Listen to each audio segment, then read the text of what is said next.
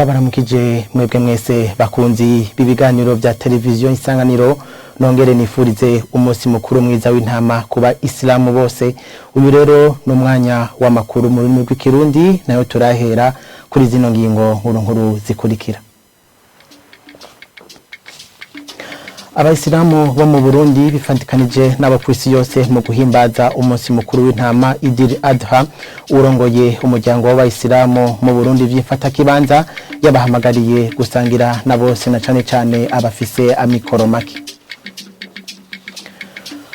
Ubushikiranganji bwo gutuma tumanako bwashikirije kuri uyu wa kabiri ivyo bwaranguye muri amezi atandatu abanziriza uno mwaka wa 2021. Umushikiranganji aburamutswa Marie Chantal Nijimbere yavuze ko ashimishwa no kubona muri aya mezi habandanyije hari imigenderanire myiza hagati y'inzego z'igihugu n'abamenyesha makuru. Mukanya n'inkuru mwimwe ukwayo.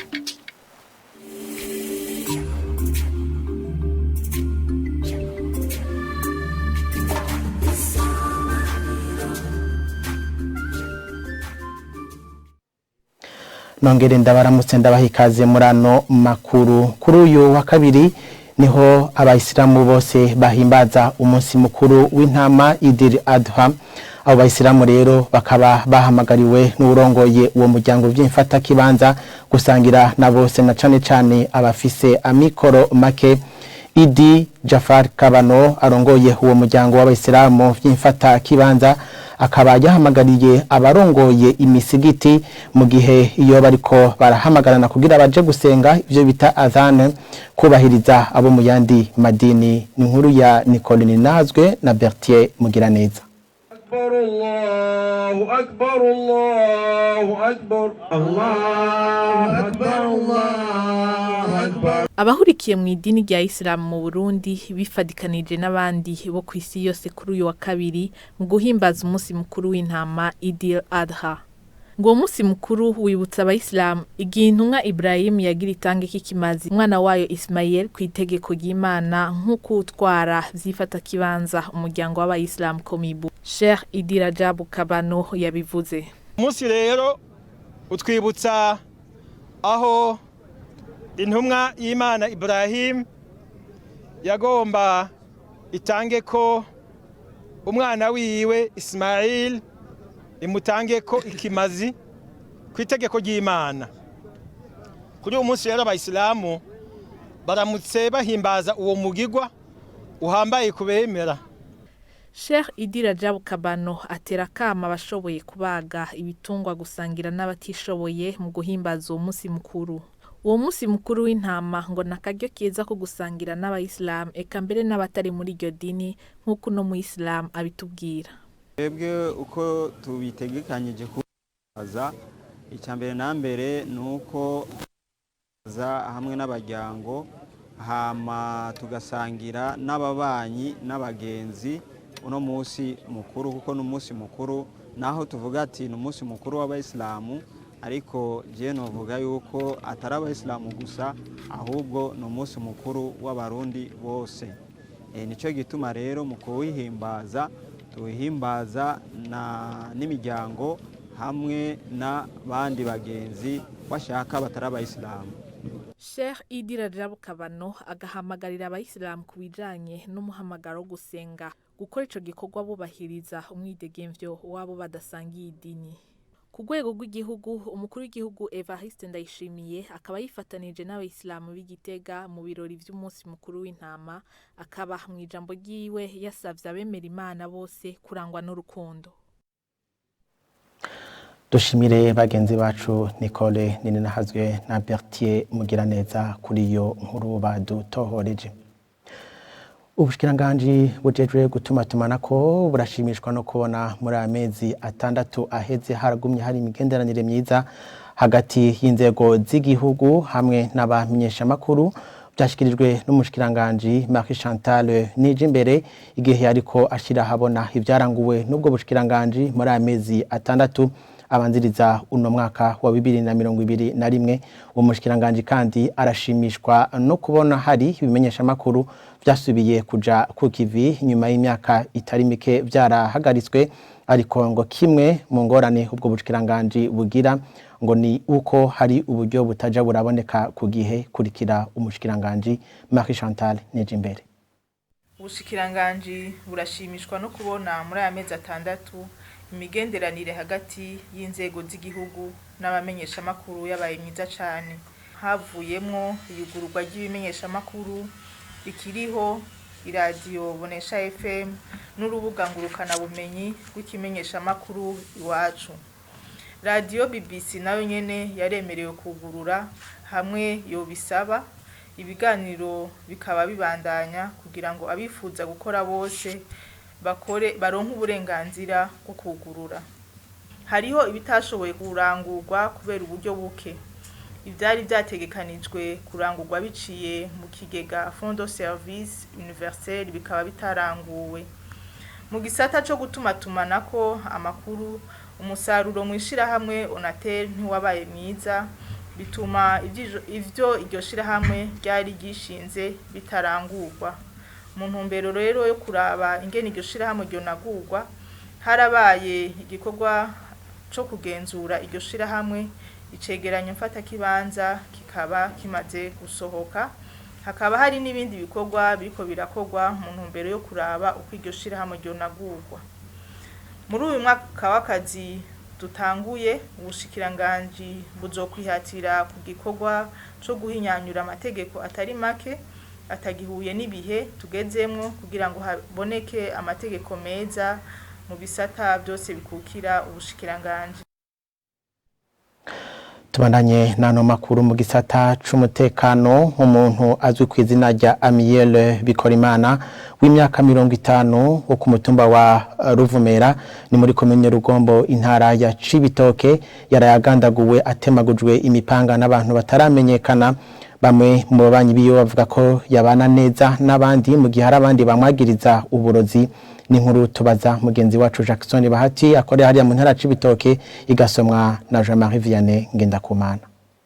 Bamwishe ngo twebwe tugora kumenya abamwishe cyo baba bamwagirije. Abo ni bamwe mu babanyi b'umuhisi Amiel Bikorimana umutama w'imyaka 50 yaba ku mutumba wa Ruvumera turi muri komine Rugombo intara ya Cibitoke aho yishwe atemagujwe imipanga n'abantu batamenyekanye. Ikiziga ciwe bakaba bace bagita ku mutumba wa Rugeregere muri yo komine nyene. Bamwe mu babanyi bubo yarayagandaguwe bavuga ko uwo muhisi yarabanye neza n'abantu nubwo hari bamwe mwagiriza kwa rumurozi. Basaba inzego zibijejwe gutanguza amatohoza kugira abakoze ubwo bubisha bamenyekane. Kuri ivyo musitanteri wa komine Rugombo amenyesha ko baza batanguje amatohoza kugira baraye bagandaguye Amiel Bikorimana bamenyekane. Gilbert Manirakiza agatera kamo abarongoye kuvavanura n'ingeso yo kwizera ibintazi. Mu nama y'umutekano yagirishijwe na buramatari w'intara ya Cibitoke mu ndwi iheze, abarongoye amakomine atandukanye yagize intara ya Cibitoke bari bamenyesheje ko abantu 15 ko bamaze kwicwa bagirizwa uburozi. Uwo yarayagandaguwe akaba baye ugira 16 yishwe yagirizwa ibintazi. Turabandanya nano makuru. Abarimyi bo ku mutumba wa Nyamiyaga ni muri komine Gihoga z'intara ya Karusi barima muhira no mu myonga ndetse no mu gihe cici bakarima bakoresheje ubuhinga bwo kuvomera. Abo barimyi bakavuga ko bibafasha kuronka umwimbu waba uwo bifashisha ndetse n'uwo bashora ku masoko. Ni nkuru tubaza Eliniber Nibigira. Ku mutumba wa Nyamiyaga muri komine Gihoga z'intara ya Karusi mu gihe cici uyobega umwonga canke ku musozi hose hariko hararimwa ahandi biterwa nk'imboga n'ibindi birakuze. Yudita bangira inama no murimyi yifashisha ubuhinga bwo kuvomera. Umugambi wo kurima muci usaba ahantu haca amazi, hanyuma uwo mugambi rero ugaca usaba ibintu vy'ifumbire. Udafise umutahe w'ifumbire naho boba amazi ahaca urumva urahahombako kubera bivanye n'ukuntu ataburyo warose bukwiye. Cyane ubu nta beshi badebukirwa cyane, ubu nta mazi agipfa busa. Abo bantu uvomera uwundi ari hagaze inyuma yawe uheza nawe aca yakira, ubu amazi ntagitembera ubusa tutayakoresheje. Patrice Habiyambere umugabo dusanze mu mirima ariko arayivomera avuga ko akarusho ko kurima muhira muci kaboneka. Uko kurima muci ni kuvuga aronka agafaranga duke duke nkuko nyene baduha ibeyi nyene duhera duke tudafashe tugasanga nyene twabihombeye mu mugabo nta na kibu umuntu arabandanya ngaho baronka utuboga bakaza barateka bahereza abana barya haje hageze mu kwicenda imbura igomba kugwa utwo Imana natugurishije nkaronka kavo nkatera utugori nkatera uduharage nkayiganye n'ipasho y'abana. Naho biruko Juvenal Habyarimana umufundi w'indimo ku mutumba wa Nyamiyaga avuga ko abarimyi bataronka imbuto zirobanuye. Turabura imbuto zirobanuye hamwe hoboneka imbuto zirobanuye nziza kandi zikaboneka ku gihe kandi no kuzigura twozigura cyangwa leta kubera n'umuvyeyi wa twese igafasha abarimyi ikabaha izo mbuto n'imyavu hanyuma bakagenda bagateragira mu gihe cyo kuyimbura hanyuma bagaheza bagasubiza ingurane babahawe. Frederic Ndikiminwe arongoye komine Gihogazi aratera intege abo barimyi agasaba ahubwo n'abandi bo mu yindi mihingo kuhakura icigwa. Sabe rero n'izindi ndongozi zaba izo mw'intara yacu mbere ndetse no mu yandi makomine duhana urubibe ko vy'ukuri bohimiriza abo barongoye bibaye ngombwa bakaza kugira urugendo shure kuri no mitumba yacu mubona neza yamaze kwitunganya. Ubuhinga bwo kuvomera uretse komine ya Gihogazi bukaba buriko burashikanwa n'ahandi mu ntara ya Karusi. Tugushimire nawe Elinibere nibigira ubwo buhinga rero bwo kurima mu gihe cici hakoreshejwe amazi y'imigende canke y'inzuzi muri ubwo buryo bwo kuvomera ngo buriko burijukirwa n'abarimyi benshi na cane abakorera mu makoperative. Umushikiranganje Deogide Rurema ajejwe uburimyi mu kiganiro yahaye radio televiziyo Isanganiro yavuze ndetse ko mu ntumbero yo kubatera intege hari amapompo ashika kuri 80 yaguzuye akanayo aya nayo akaba arayazoshikirizwa abo barimyi bakorera mu makoperative. Kurikirane umushikiranganje Deogide Rurema. Burundi gifise amasoko y'amazi menshi cyane kikagira inzuzi nyinshi kagira imigende icamwo amazi ariko mu myaka yahera wasanga abenegihugu baraba bakarorera ntibabone ko amazi ari ubutunzi.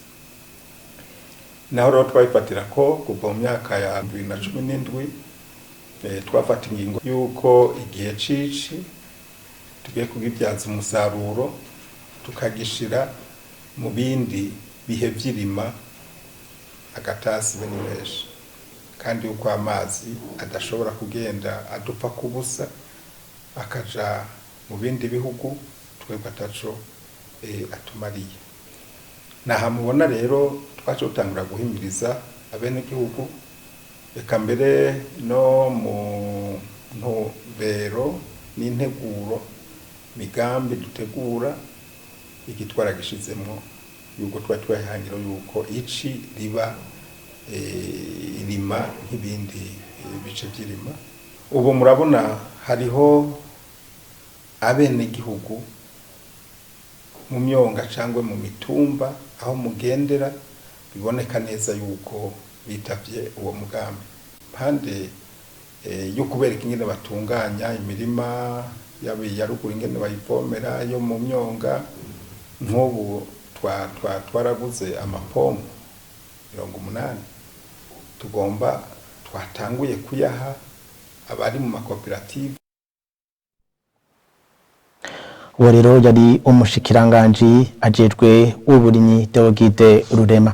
Mu kurangiza ano makuru mu makungu umukuru w'igihugu imfata kibanza w'igihugu ca Mali Amisi Goita yahatsuye kugandagurwa nk'uko vyandikwa n'ikinyamakuru BBC. Hari abantu bahatsuye kumucumitisha imbugita mu gihe yariko arasenga kuri uyu munsi mukuru w'Irayidi akaba yari mu musigiti wo kumugwa mukuru wa Bamako ariko abamwegereye bakavuga ko amagara yiwe yifashe neza. Na mu gihugu ca Peru witwa Pedro Castillo w'imyaka 51 niwe yaraye atangajwe ko yatsinze amatora y'umukuru w'igihugu. Iyi nkuru tukaba tuyikesha ikinyamakuru RFI aha rero akaba yatangajwe uno munsi inyuma y'ukwezi kwari guheze habaye igice ca kabiri cayo matora mu gihugu ca Peru. Bagenzi nshuti mwariko murakurikira televiziyo Isanganiro ni hano duce turangiriza ano makuru shimire mwebwe mwese Marco muyakurikira, shimire kandi abari mu ruganda rwa television Isanganiro rwamfashije kwegeranya ano makuru, ahanje ndabifurize kugira ibihe vyiza na television Isanganiro.